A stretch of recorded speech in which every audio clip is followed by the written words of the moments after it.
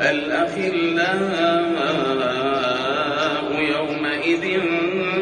بعضهم لبعض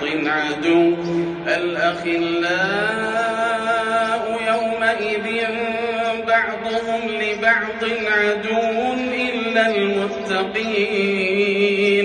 يا عباد لا خوف عليكم اليوم ولا أنتم تحزنون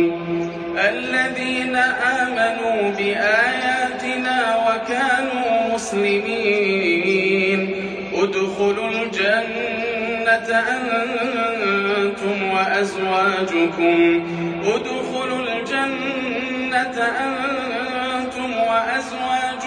تحبرون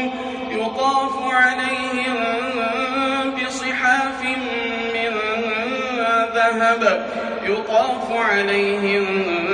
بصحاف من ذهب وأكواب وفيها ما تشتهيه الأنفس وتلذ الأعين وأنتم فيها خالدون وتلك الجنة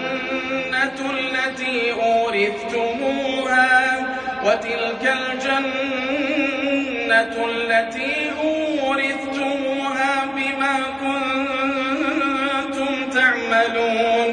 لكم فيها فاكهة كثيرة منها تأكلون إن المجرمين في عذاب جهنم خالدون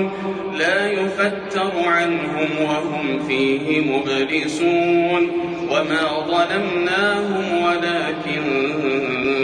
كانوا هم الظالمين